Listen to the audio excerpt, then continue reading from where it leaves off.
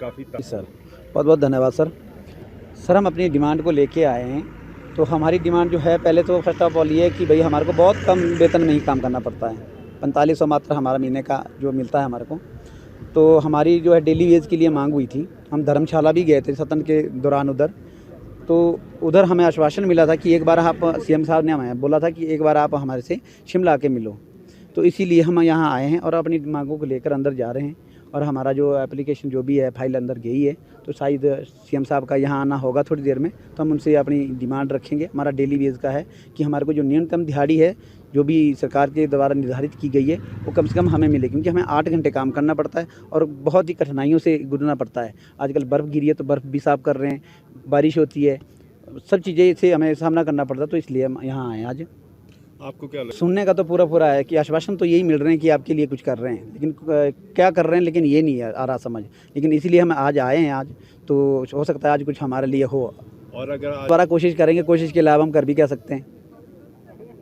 आसपास हम सभी MTW लगे हैं PWD में पूरे हिमाचल प्रदेश में।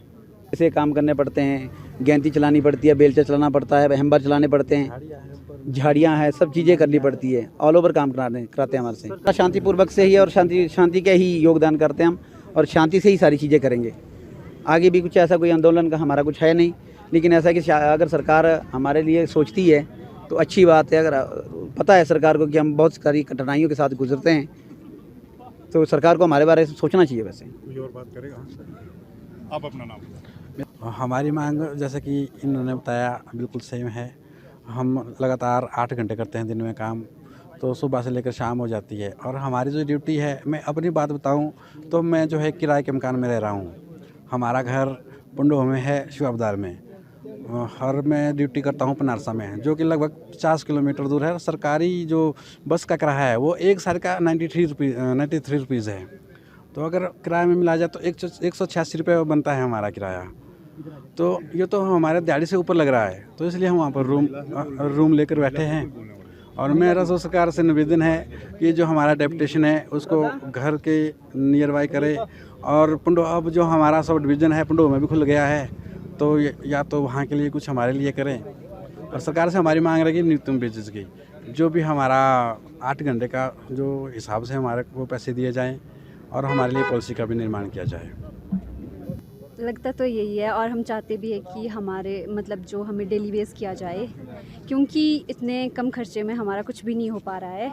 लोग काफ़ी दूर दूर से मतलब जो जहाँ पे जॉब करते हैं वहाँ वो किराए पे रह रहे हैं और वो भी नहीं दे पा रहे हैं, और उनको तो रूम छोड़ने तक की बारी आ गई है।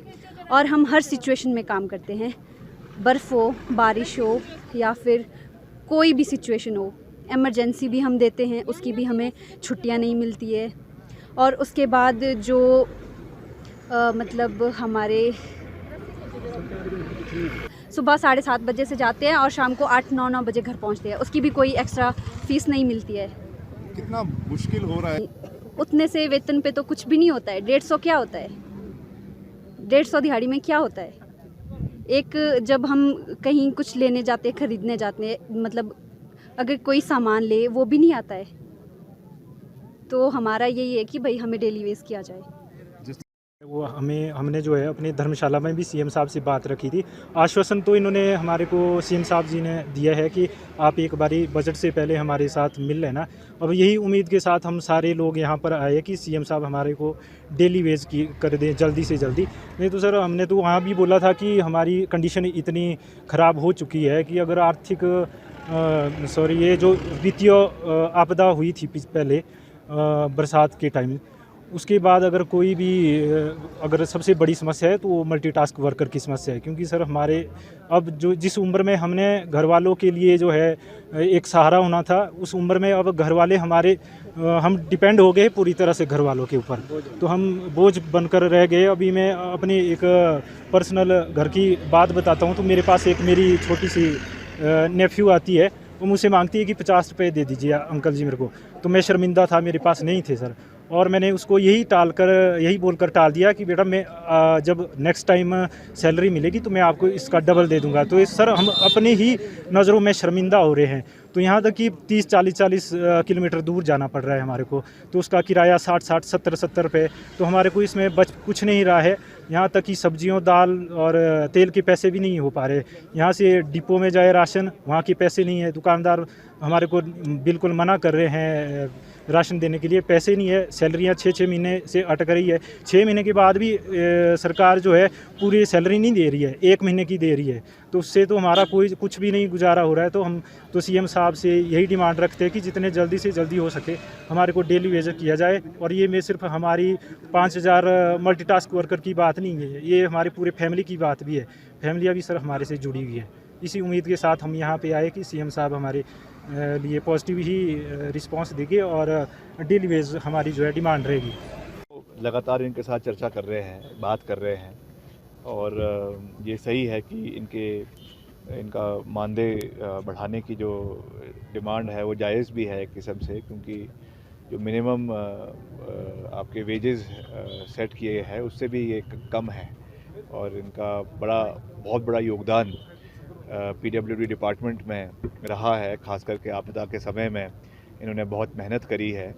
तो हम इनकी आवाज़ को निश्चित तौर से सुनने के लिए यहाँ पर आए हैं और प्रदेश में वित्तीय परिस्थितियाँ थोड़ी मुश्किल भी है, उसमें भी कोई दो राय नहीं है, मगर फिर भी हम इनकी बात को वित्त मंत्रालय में रखेंगे, मुख्यमंत्री जी के समक्ष में रखूँगा, ताकि कोई ना कोई इनके लिए पॉलिसी आने वाले समय में बनाई जाए और जो वेजेस की बात इन्होंने करी है उसको भी बढ़ाने का प्रयास किया जाएगा। उसके लिए हम पूरी मजबूती से कार्य कर भी रहे हैं और इसीलिए आज इनको एहसास दिलवाने के लिए यहाँ पर आए हैं कि वी आर विद यू और जो भी हम अपनी ओर से कर सकेंगे वो करेंगे।